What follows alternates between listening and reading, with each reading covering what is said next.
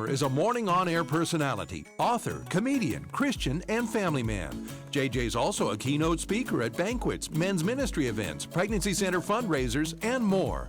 Here's what others are saying. This is Amy Wishman at Life Choice Ministries in Manhattan, Kansas. Several board members and donors told me that this banquet was our best banquet ever. Thanks to JJ Jasper. Information on JJ's availability to speak at your event is at jjjasper.com.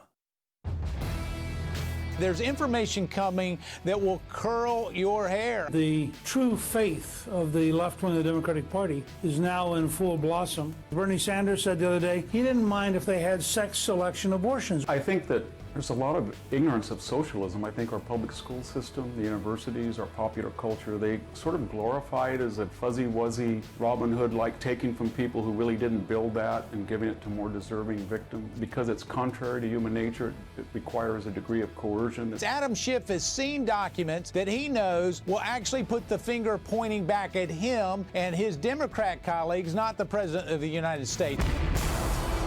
Freedom prospers when religion is vibrant and the rule of law under God is acknowledged. An informed patriot is what we want. Welcome to American Family Radio's Focal Point, the home of muscular Christianity on conservative talk radio. Muscular Christianity. Where we relentlessly explore the intersection of truth and politics. The trouble with our liberal friends is not that they're ignorant. It's just that they know so much that isn't so. Now, here's your host, Brian Fisher. Howdy, and welcome to this free-for-all Friday edition of Focal Point on American Family Radio. Brian Fisher is my name. Congenial, convivial, amiable, and effervescent. As always. And you are my congenial, convivial, amiable, and effervescent listening audience. As always, as we head into a holiday weekend, a lot of ground we're going to cover. It's free-for-all Friday. We're going to open up the phone lines here at the beginning of the second segment, and we'll let you kind of set the table for us as we go through the rest of the hour. Now, before we get into all of that, I want to turn our attention to the Word of God. That's how we navigate. Those are the nautical charts for the USS Focal Point is the Word of God. We're in Esther 5 and 6 as we get toward the end of the book of Esther, toward the end of the books of Revelation of the Old Testament. So we're getting toward the end of that whole deal. We're now in the 5th century BC. Xerxes, who's the main king here, ruled from 485 to 464. Esther's right in the middle of that. So we're getting toward the end of the Old Testament era. And this is the Mordecai and Haman story. Remember that Haman was elevated by Xerxes, the king, to the place where he was second in the kingdom. He had a historic, lifelong, bitter, vitriolic hatred of the Jewish people that probably went all the way back to the time when Samuel had hacked to pieces King Agag, who was the king of the Agagites at that time. And Mordecai, or Haman, had been brooding about this for his entire life. Here he saw the opportunity to strike, went to the king and said, King, you have to realize there are a group of people in your kingdom that are bad. They're like a toxic poison in your empire. You need to get rid of them. You give me authority, and I will wipe your kingdom clean of these nefarious Jews. So the king gives him permission, gives him his signet ring. He goes out, gets the edict prepared, sends it all over the empire. The emperor doesn't even really know this is going on. He just trusts Haman, gives him his signet ring, and says, knock yourself out, and that's what he does. So Haman is on the verge now of a lifelong ambition to destroy the Jewish people from the land.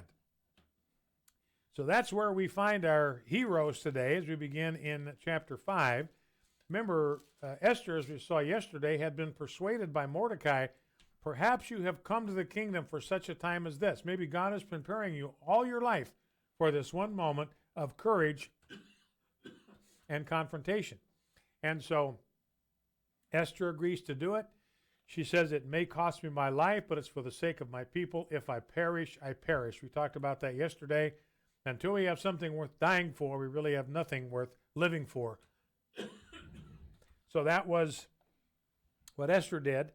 And in chapter 5, she actually goes into the presence of the king. And remember, if he did not extend the golden scepter, You couldn't just walk in on the king, even if you were the queen. It's against the law for anybody to do that.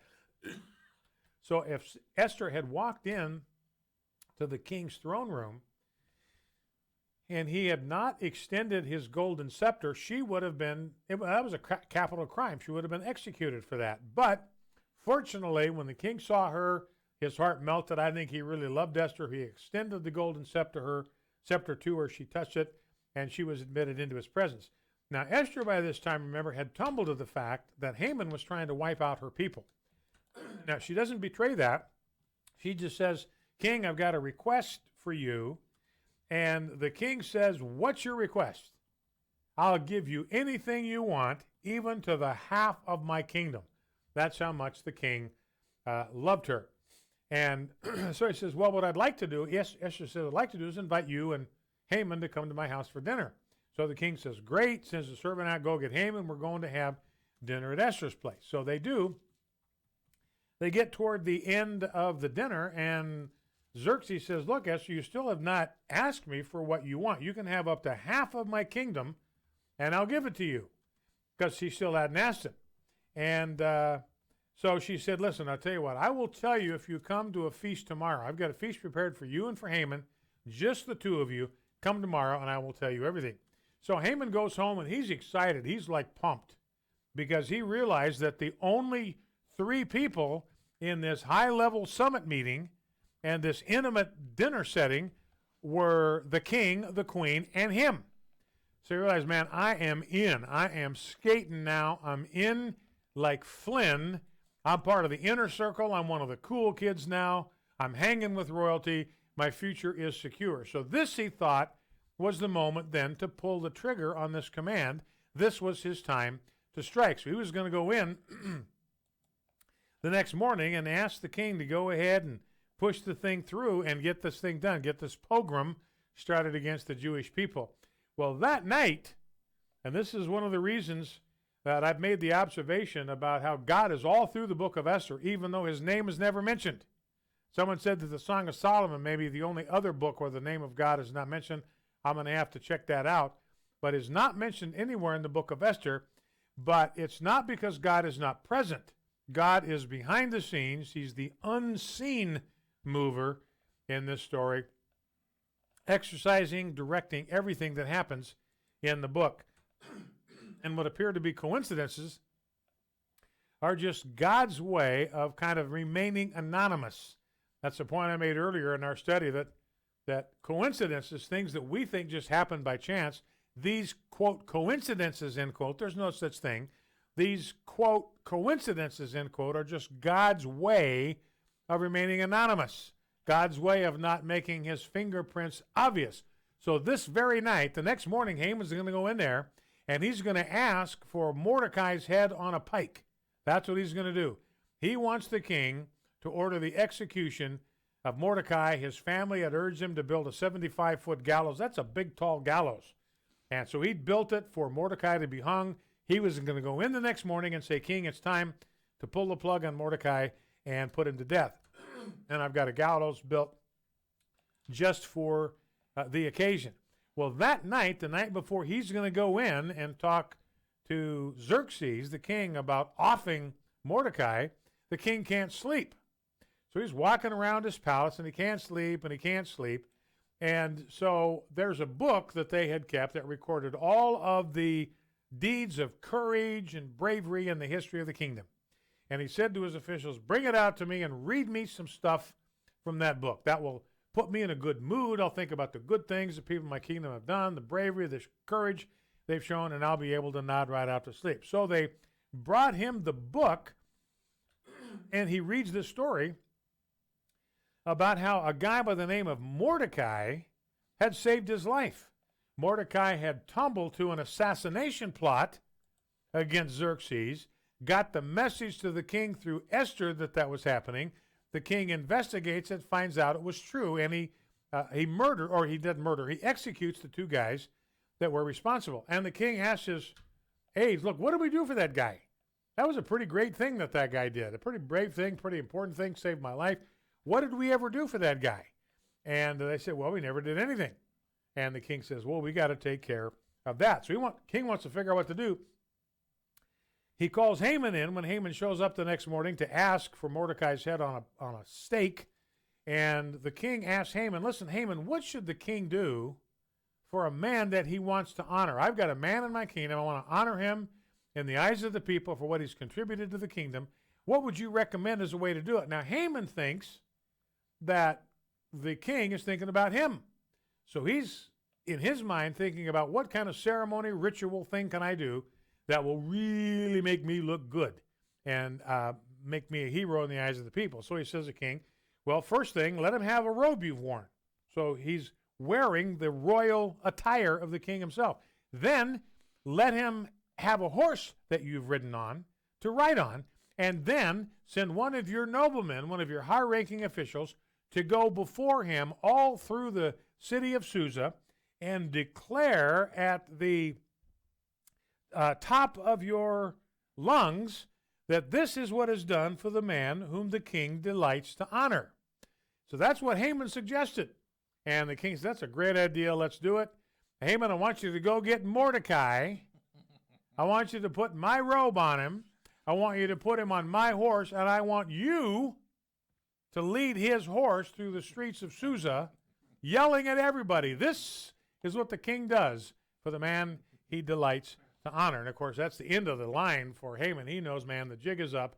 He'd gone there to ask for Mordecai's life, so his life, he realizes, is just about over. So I think the important thing here, one major important thing, is to realize the lethal damage that seeking revenge will do to you.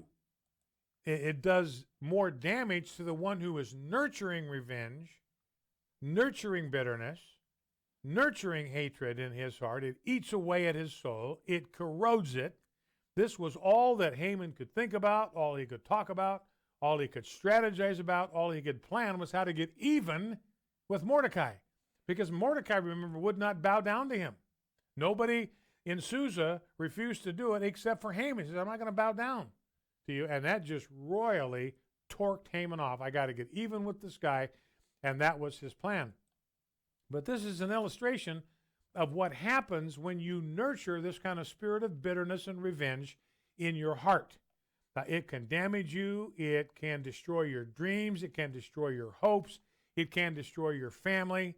It can destroy your soul. So don't do it. So right now, some of you, I know I'm talking to some of you, that you've got some hatred stirring in your heart that's pretty intense. It's pretty deep. The fire's banked, but it's burning pretty hot because there's somebody that you hate, somebody that you despise. There's somebody that you want to see get what's coming to them. And you're carrying this dark, poisonous, toxic energy around in your soul. I want to challenge you. Today is the day to drop that load. Today is the day to let go of that hatred. Today is the day to let go of that thirst for revenge. Today is the day to let go of that hatred and to let go of that bitterness. And the way you do it is you go before God and you choose to forgive that person for everything they've done to you and list it by name.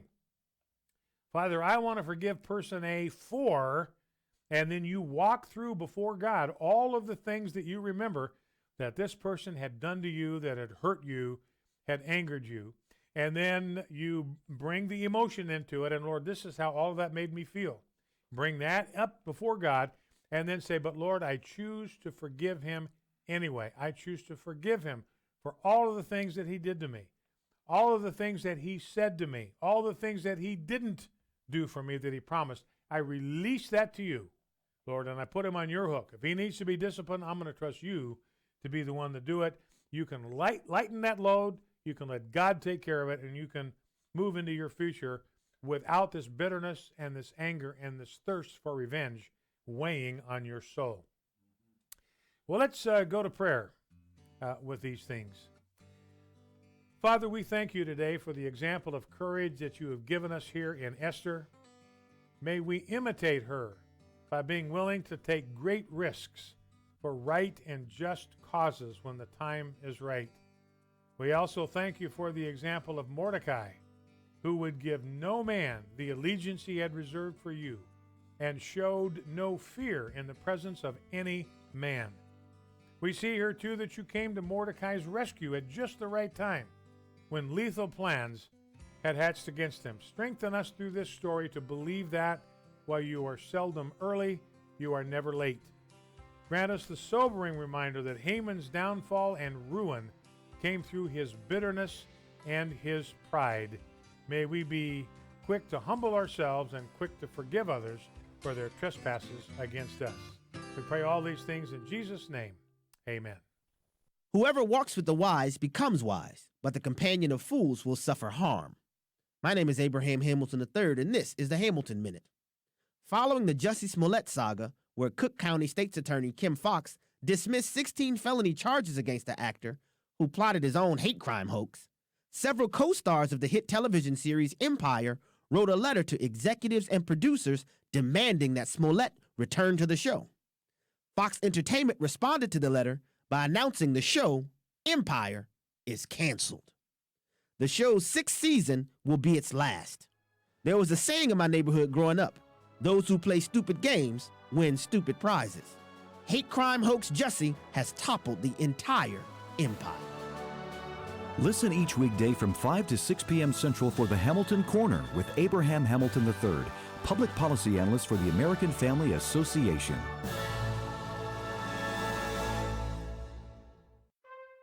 This is Dr. Richard Land, president of Southern Evangelical Seminary. Welcome to Bringing Every Thought Captive. This weekend, we celebrate Memorial Day, which was initiated to commemorate and memorialize our nation's war dead, those men and women who gave their last full measure of devotion to defend our country and our freedoms. In times of crisis and danger, we have always found men and women willing to don the uniforms of military branches and put themselves in harm's way to risk their lives for us. Sadly, some of these brave Americans have lost their lives defending our country.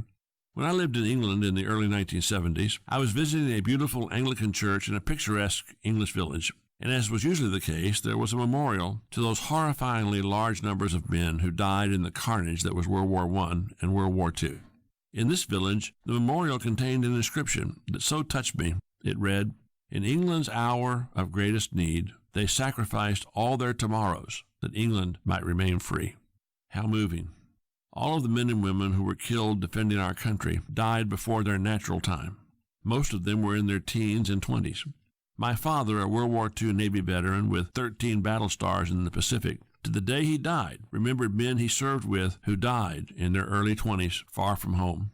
They indeed sacrificed all of their tomorrows, never becoming fathers or grandfathers, because their lives were tragically cut short defending our freedoms.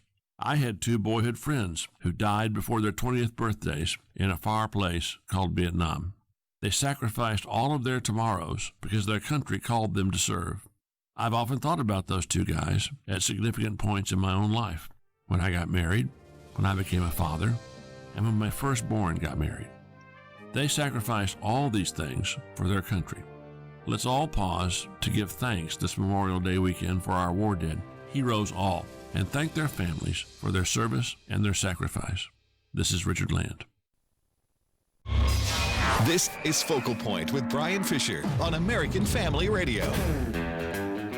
Howdy, and welcome back to Focal Point, American Family Radio. Brian Fisher is my name. It is Free for All Friday, so we'll let you help us set the table for what we talk about. It just needs to be something that has been in the news over the course of this past week. Now, as always, we also want to bring you information that our intrepid producer, Jeff Reed, has hunted down. This guy's a big game hunter. So he hunts down stories that we think you will find interesting. So, Jeff, I think we got at least one today, maybe 2. Yeah. So start off with the Chick-fil-A story. That's a cool deal. Yeah, this was kind of a nice story. Of course, coming from Chick-fil-A, we're used to having a lot of nice stories. At Chick-fil-A in Eastridge, Texas, there was a guy that broke down in the drive-through lane and got a flat tire. And, what do you know? The employees came out, spent 20 minutes fixing his car for him, and changed the tire. The guy was extremely pleased. At first, he thought he was doing it just so they could get him out of the drive-through lane and they could make a profit. But it turns out that they had 2 lanes, and they were rushing people through the other one. It had nothing to do with profits. They just wanted to help him. Okay, cool deal. That is a great story. You got another one for us. Yeah, this one I had to dig deep for. A Boston area man came home from work after picking up his son from school and found out his place had been broken into. The door was unlocked, and under further inspection, he didn't find anything missing, but everything was neatly cleaned up. Wow. At first, he was pretty suspicious, checked the house. At first, he thought, well, maybe a cleaning company came by and did it by mistake, but then he found out the kitchen was still a mess. And he found some cool little roses left in the bathroom made out of toilet paper. So somebody took their time doing this. He called the police. They searched everything, went over. They said, yeah, okay, somebody broke in, but what do you want us to do about it? You want us to arrest him? Yeah. So the guy has changed his locks. He's hoping to get past the ordeal, but he did keep the toilet paper roses as a souvenir. Cool deal. Well, I thought you had the best suggestion because Jeff is not only an intrepid investigative reporter, but he is a sleuth. Yes. In his part-time. He may have solved this crime. Yeah, I'm prime suspect would be Mom. Man, I'm betting on Mom. Yeah. She'd probably been over there looking at the condition of his apartment and said, man, there's no way I can let a son of mine live in conditions like that. And that's the thing I always hated about when I lived by myself as a single guy living in an apartment. I hated it. You get your apartment clean, and 6 months later you had to do it all over again. I hated that. So, all right. Well, we'll take your calls. Number to call is 888-589-8840, 888-589-8840. Jeff Reed will be taking your calls. Let him know what your first name is, where you're from, city and state, and then a very brief description of what you want to talk about. Don't tell him everything you want to say. You want to save that for on air, but give him an idea of what it is that you want to talk about. That will help us to kind of order the phone calls as we get them. So that number again is 888-589-8840. That's the number to call if you'd like to join our conversation today, 888-589-8840. All right, a couple of quick items.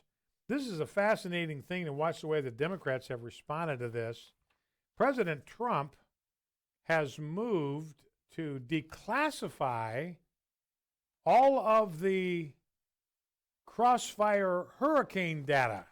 Crossfire Hurricane, that's the nickname that the intelligence agencies came up with to describe their effort to unseat the President of the United States, to unelect, to remove from office, to depose a sitting and duly elected president from office.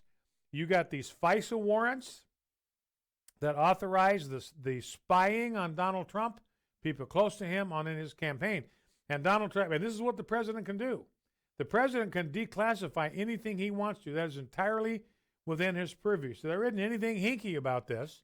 He's not breaking any law. This is what the law entitles him to do, to declassify anything that he wants. So he's going to declassify all of these FISA warrants that had to do with the spying on the Trump campaign and this myth, this ruse, this hoax that he'd been in collusion with Russia.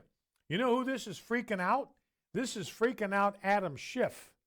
And I tell you, you can see now these people they're quaking in their boots because they know that it's possible that the jig is up. They were convinced in 2016 that Hillary was going to wipe the mat with Donald Trump. She was going to be the next president, and none of what they had done was ever going to come to the attention of the public. It was all going to be concealed. It was all going to be covered up. Nobody would even know about it. And their plan failed. Donald Trump survived. Robert Mueller's investigation revealed that there was no collusion. Bob Barr determined, based on the evidence available to him, that there was no obstruction of justice, no collusion, no obstruction. Donald Trump is walking around as a free man with nothing, nothing, hanging over his head. So the Democrats lost. They lost big time or as Donald Trump would say, they lost bigly. It's major. And they know now that they're the ones that are vulnerable. They're the ones that are exposed. They were a part of this. They were a part of this effort to launch a coup against the sitting president of the United States. And that is an act of treason. According to the Constitution, that's an act of treason, which is and should be a death penalty offense. So Adam Schiff is out there saying, this is amazing. What Donald Trump has done is he has given full and complete authority, quoting from Trump's statement, full and complete authority to declassify government secrets, issuing a memorandum late Thursday that orders U.S. intelligence agencies to cooperate promptly with Barr's audit of the investigation into Russian election interference. It's all going to be declassified. Everything that's there can be seen, revealed to the public. You know what Adam Schiff said this is? Adam Schiff said this is un-American. We can't have this kind of transparency. We can't have this kind of honesty in government. We can't have this kind of full disclosure in government. We're all about secrets. We're all about concealing things from the American people. That's the American way. Cheating, stabbing people in the back, lying about them, smearing them, spying on them without their knowledge. That's what's American, and we're the Americans here. What Donald Trump is doing, this full transparency baloney, it is un-American. That's how you know that they are in big, big, monster, huge trouble. If it's un-American to be transparent, everybody's saying, got to have transparency, got to have it, we got to be transparent. Now they've got it. They've got it in spades. There's nothing going to be withheld from them, including the FISA warrants, which means everybody in the DOJ, everybody that signed one of those, that's talking about James Comey, you're talking about Loretta Lynch, you're talking about anybody else that has their fingerprints anywhere near one of those FISA warrants, because remember, you have to sign your name under oath that this is that the information in this document is verified. You've checked it. You know that it is solid, it is substantive, it is correct, it's backed up, it's verified information. And of course, nothing in the FISA warrant, the Steele dossier, nothing in that was verified. It was all salacious. It was all unverified. So everybody's anywhere near that thing has got to be in serious, serious trouble. So Barr can be out there unilaterally declassifying stuff, making that information available to the public. Now, Bob Mueller wants to testify in private. He wants to testify in private before Congress, doesn't want to come and do it in public, and I think the Democrats aren't exactly sure what to do with this. Gerald Nadler, says that he is going to cooperate with Mueller. He's going to make it possible for him to testify in private. But none of them want him out in public. They just do not want him in public, because the Republicans get to ask questions at these things too. And Republicans are going to have a lot of awkward questions for Bob Mueller to answer that he does not want to answer, certainly in public, before the American people. All right, well, here is Mark Meadows talking this morning on Fox News about what's going to come out. Now that Donald Trump is going toward full transparency, what's going to happen? Mark Meadows gives us a sneak preview. I can tell you there's information coming that will curl your hair. I can tell you that the reason why it's so visceral, the response from the Democrats is so visceral right now, is because they know, they've seen documents. Adam Schiff has seen documents that he knows will actually put the finger pointing back at him and his Democrat colleagues, not the President of the United States. And so that's why you're seeing it. So Adam Schiff's in trouble because he knows, he's seen the stuff that's going to wind up being accusatory when it comes to him. He's going to be the one that's going to be in trouble. By the way, I saw Rob really perked up. I don't know if you're watching on live streaming on Facebook or live streaming us on YouTube, but Rob really perked up. I saw his eyes got bright when Mark Meadows talking about information that will curl your hair. Oh. Rob said, I want me some of that, because in order to curl my hair, I got to have it. So maybe this information will actually give me a full head of hair. Love to see it curl. Anyway, that's what Rob Thanks, is all Brian. about. With friends like you, no one needs enemies, right? There you go. All right, well, let's go to the phones. Let's begin by talking. Let me see. Let me grab the first call from Laura in Mobile, Alabama. Laura, welcome. What's on your mind? Talk to me. Hi, Brian. Hey. This is Laura. I was just trying to figure out, and I've been wanting to ask Abraham Hamilton, but I haven't been able to get on his show. Why did they start this whole Mueller investigation if the Democrats knew in the first place that it was going to end up coming back around to them? Someone had to know that it was the Democrats that started this all the wrong way in the first place and illegally, so the Mueller investigation just basically found that out. What were they thinking? Well, what they were thinking, Laura, you got to realize this goes back prior to the election. This thing got cooked up. The wheels started turning in this investigation in the summer of 2016. Well, we were still in the middle of a very heated presidential campaign. The Democrats had Hillary Clinton running. The Republicans had Donald Trump running. And remember, you probably remember the text exchange between Peter Strzok and Lisa Page talking about an insurance policy, because she asked him one time, look, Donald Trump's not going to win this thing, is he? And he said, no, we're going to see to it that he doesn't. And he was speaking again as a member of the Department of Justice, a member of the FBI. But he also talked with her in one of those text exchanges about an insurance policy. In other words, just in case he wins, we've got to have an insurance policy to stop him from getting anywhere and get him removed from office, get him impeached early on. So this was what they cooked up. They cooked up this plan to try to impeach Donald Trump, remove him from office. And again, they're thinking that it's going to be Hillary Clinton in the White House, and they won't even need this thing. This is sort of a backup plan, but it was pretty hastily conceived. You know, they put this thing together on the fly. Wasn't well thought out. It wasn't well put together. You know, one of the things we've discovered is that the Steele dossier wasn't turned in to Congress until like October 16 for the warrant based on the Steele dossier. And in November or earlier that month in October of 2016, October 6th, there's a staff member of the State Department that meets with somebody, meets with Christopher Steele, the author of the Steele dossier, and Christopher Steele makes it clear to her, the State Department individual, that I really, really, really want Trump to lose this election, and I really, really, really want to get this in the media as soon as I possibly can. So again, they grabbed the Steele dossier. It was just like grabbing a life preserver. And this is what they threw at the court.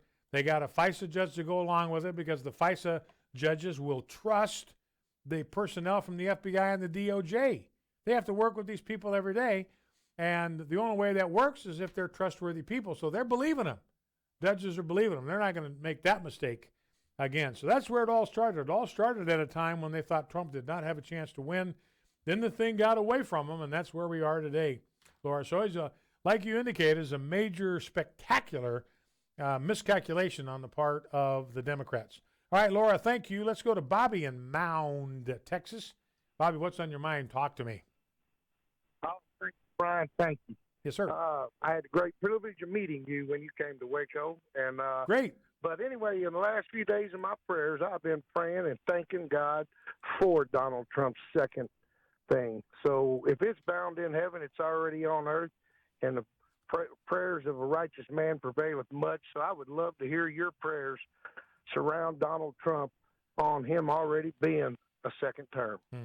Okay, Bobby. Well, listen, I appreciate that. Thank you for the request. And that's one of the reasons why I pray for Donald Trump every single day and do it by name almost every day. There may be some days we don't, but almost every day I pray, and I invite you as a listening audience to join with me in praying for Donald Trump by name. And we pray for wisdom. We pray for protection. We pray for God's counsel and guidance upon him, God's blessing and favor on him. And if God wants to include in that blessing and favor that we ask for every day, a second term for Donald Trump, there's a whole lot of people who are going to be very, very happy with that. All right, thank you, Bobby. I appreciate it. Great to meet you in Waco. And so we're very happy that you're able to make it through. And give us a call today. You're listening to Focal Point on American Family Radio. See if there's anything else I can kind of drop in the mix here before we get to the end of this segment. There is a doctor in the United Kingdom. He's in trouble. He's working at an emergency center, and a Muslim woman came. He could not understand her.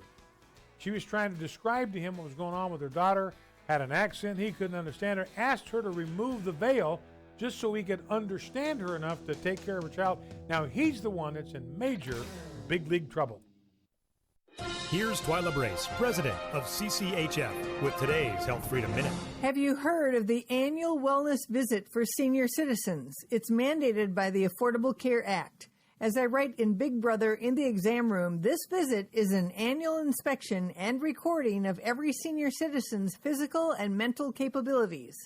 In my book, I share an email we received of a written exchange between a patient who refused and the insistent clinic administrator.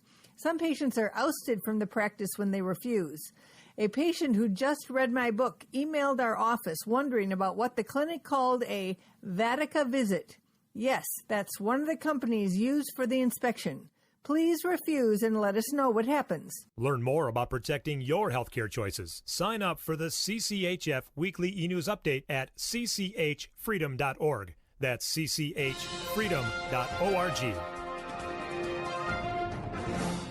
Abraham Hamilton III. Don't you realize when you see some of the inner workings of the cell, with each component having its role to play, where you have soldiers and you have operators, you have little machines that are working. If the Lord would do that with something as micro and as undetectable by the natural eye as the cell, how much more will he provide for you?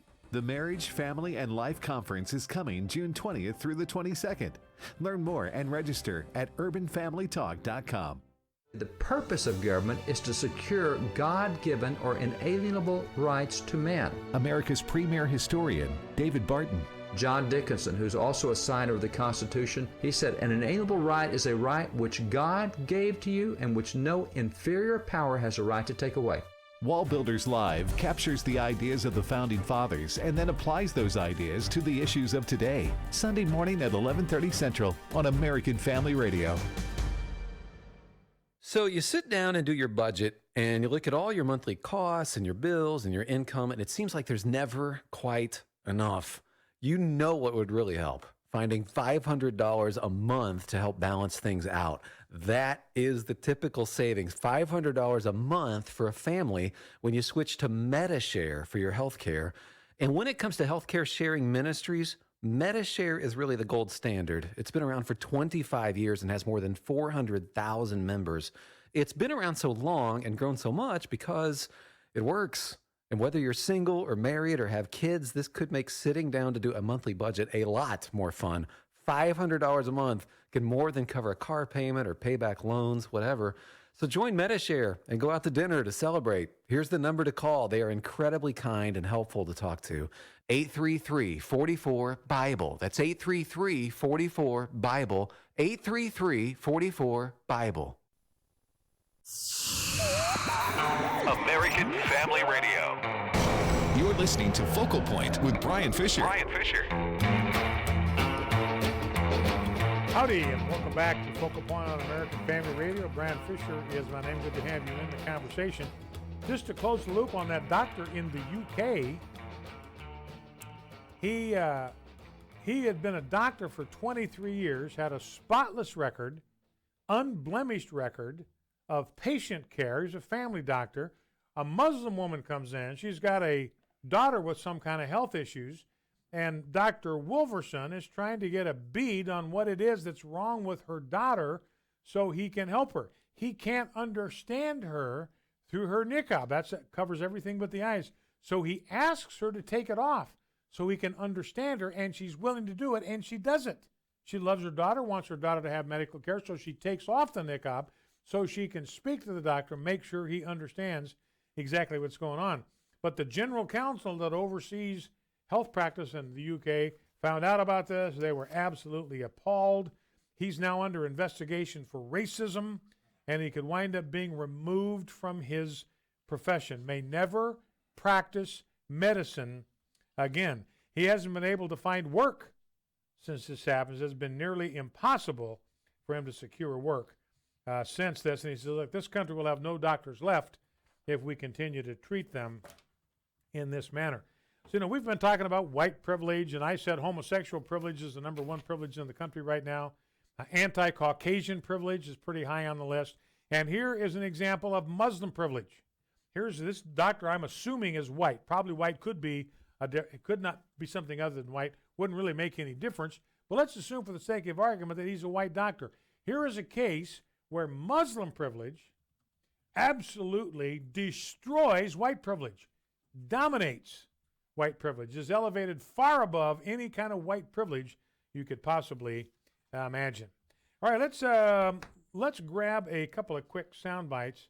Had some good interaction, good interview between Newt Gingrich and Laura Ingraham on her program this week, and Newt, the Newtster, was talking about what this whole dust-up over Mueller is revealing. Let's listen to clip number 1. Oh, look, I think that the true faith of the left wing of the Democratic Party is now in full blossom. I think they get together in meetings, talk to each other, go out to fundraisers with people who agree with them, and convince themselves, for example, as you pointed out. I mean, if you had ever said to me 5, 10, 15 years ago that we would be approving infanticide, and as you point out, the New York legislature would be applauding and cheering that they'd pass the right to kill babies after they're born, this is grotesque. And most Americans don't agree with it. But among the hardcore left, on issue after issue after issue, they believe things that I think, personally, are crazy. And that I don't think the American people will endorse. And I think it may set up a 1972 George McGovern disaster where they end up so far out on the left-wing limb that people decide they just can't vote for him. And I think he's right about that. McGovern, Nixon won 49 states that year. And that was the year where you first had this clear line of demarcation on values between Republicans and Democrats. Democrats and Republicans had all shared the same cultural values up until George McGovern campaigned in 1972. They were pro-life. They were pro-marriage. They were not in favor of normalizing homosexual behavior. But after 1972, all of that completely changed, and it led to a 49-state disaster for the Democrats. I think they're headed in the same direction. I think the chances are getting higher every day, ladies and gentlemen, that Donald Trump is going to win in 2020 in an absolute landslide. And part of it is who the Democrats are running. Let's go to clip number 3, Rob. Part of the issue is who the Democrats are trying to run against Donald Trump. Here's Newt Gingrich on Joe Biden. I mean, you got to sense that Biden is not comfortable with any of this. I mean, he's got to be like thinking, wait, my consultants are telling me I've got to say this stuff, but my God, I still got to go to mass on Sunday. I still got to figure this out. Well, look, as you pointed out earlier when you showed the segment of Obama lying about his position on marriage, Obama was always a radical. Who understood he couldn't get elected as a radical. So in the classic tradition, he pretended to be moderate long enough to get elected. But the thing to remember about Biden, and I've known Biden for a very long time, Joe Biden is so shallow that he won't notice most of this. He'll just think it's kind of confusing. And he'll drift along being Joe Biden. And if he can get nominated, it'll be by being this nice, pleasant doofus who doesn't know anything, but he's not the other people. And I think that's what he's counting on. Is being the least disgusting person in the field. So that is Joe Biden's. That's his campaign mantra.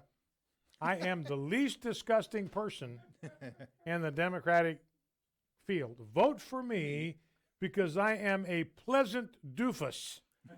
I may be confused, but I'm a nice guy. Vote for me. I'm not the other guy. I am the least disgusting person in this entire race. And Biden right now, he's 20 points ahead of everybody in the field. Buttigieg, I think, is going to give him a run for his money, just gliding on homosexual privilege to get where he's going. One last clip, and then I'm going to go back to the phones. And this is an absolutely true thing that Newt Gingrich says. This is the truest thing that you have heard all day. Let's listen. Clip number 4. But now, of course, as predicted, moving against Thomas Jefferson, the author of the Declaration of Independence. Sure. Buttigieg says, well, we can rename our dinner maybe because people evolve. But if you're going to rename a dinner, not Jefferson Jackson, Jackson Jefferson, rename that. Why wouldn't you rename schools, boulevards, and ultimately take down statues? I mean, if a dinner is objectionable, what about a school name? Look, one of the things I've concluded is these people are now so radical, we have to take them head on. This is left-wing fascist totalitarianism. This is an effort to erase the memory of the United States. Thomas Jefferson is a fact. He wrote the Declaration of Independence. He created the Democratic Party, ironically, in terms of people who now want to besmirch him. He was extraordinarily important in the development of America. But what you have is a group of left-wing Democrats who would like to erase all of our memories of America. They really deep down would like us to be Venezuela. All right, and Newt, I believe, is exactly right about this. What the Democrat Party wants to do, ladies and gentlemen, is they want to erase our memory of America. They want to erase the memory of America. They want to so thoroughly efface what America has been, what it has stood for, what it has accomplished. It will be as if America never even existed. And now Buttigieg is the one that's going after Thomas Jefferson. The Democrats call their big fundraising dinners Jefferson Jackson dinners in honor of those two guys. He says, we got that all wrong. We got to get rid of Jefferson's name at the front of that deal. So now he wants to be president of the Democratic Party, and he's going after the memory of Thomas Jefferson. What do they do when they go after the memories of these people? They take down their statues. Well, what do you have in D.C.? Tidal Basin, you got the Jefferson Memorial. It's a magnificent thing, and it's got God everywhere in that thing. Just go in there sometime if you're ever there and just read all the quotes that are inscribed in marble from Thomas Jefferson. Every one of them is about God. He couldn't go 3 sentences without talking about God. That's why I've never been in favor of getting rid of these Confederate statues, because as I've told you, we are erasing our history. Bad idea. We're losing our history. Better to keep the statues. If you've got some information about that statue that you think we all ought to know, then go ahead and tell us. But let's not destroy our own history. This is what Muslims do. Remember, they find a statue of Buddha, they obliterate it. They destroy it. They want to erase the memory of other people off the face of the planet. Let's not do that. But I think Gingrich is exactly right. All right, let's get some phone calls here as we are on the home stretch here. Let's go to Dave down in Texas. Dave, welcome to Focal Point. Talk to me. What's on your mind? Hey, Brian. Thank you for taking my call. Yeah, thanks for holding on. I was going to talk I don't have nothing else going on right now. I was wanting to talk about the church in Dallas, Fort Worth that's doing the weddings that you were talking about yesterday. Yeah. Mm-hmm. Yeah, Jeff. That was the Jeff Reed. That was the Reed report. So go ahead. Yeah. When my wife and I, right before my wife and I got married 5 years ago, we had planned and had set up a deal to move her up closer to where we were going to live, and she had gotten rid of where she was living at, where she was from, and the plan for her to stay just kind of fell out. And I was driving over the road and was going to be gone except for 2 or 3 days on the weekend. And we went to the church to see if we could get, some couples that just swap out and let her stay. Hey, Dave, I'm having a real hard time hearing you. We got a bad connection there. I need to have you get right to the point. Tell me in the next 20 seconds what it is you want us to get from your phone call. Yeah, I just think that as Christians, we should be more willing to help those people out in need instead of condemning them for living together or whatever the sin situation is trying to offer a helping hand if they need it. Yeah. Not tearing them down. Yeah, well, and they're doing that. I appreciate the call, Dave. Thank you for that. He was married at that church, he and his wife, and that's what they're trying to do. Free weddings, free wedding counseling. They'll help them with the rent if they'll live apart until the wedding comes. So they're just doing an absolutely great job. All right, let's jump up to Jamie in North Carolina. Jamie, welcome. What's on your mind? Talk to me. Permission to come aboard USS Focal Point. Permission granted. Just in time, Jamie. You're a pretty smart customer. We're getting ready to give you 72 hours of shore leave in about 6 minutes. So nice time to show up for work. Well, thank you very much, You're welcome. Captain. But all right, go ahead. I would like to develop a thought or two, if I could, a school of thought. In a society that has constructed a juvenile justice system, and this is dealing with capital punishment, as I called, notified the call screener, and it protects the juveniles, even the illegals. But here's the point that people are missing about protecting the infants. Guess what they receive for the crime of being conceived? Capital punishment. They're being murdered just for being conceived. No one's understanding that point, and it's so tragic. Yeah. And one more very quick point, if you'd like to comment on it, about the caveats that the women are screaming about, they're being able to kill their their conceived children. They're saying, well, what if we were incested or raped? And I said, no, why don't they think about Abraham? They need to be more Abrahamic and being able to offer their children up to God if need be. He's the infinite God of knowledge. And so I would just like to share that. All right, okay, thank you, Jamie. I appreciate that. And the point that Jamie's making, to go back to his first point, is really actually it's a profound point. We've talked about it before in this program, that right now with the abortion thing, if a completely innocent child, is conceived, let's say in rape, if you want to pick that example, child is conceived in rape. What do we do with the child? We execute it. We put the child to death, completely innocent.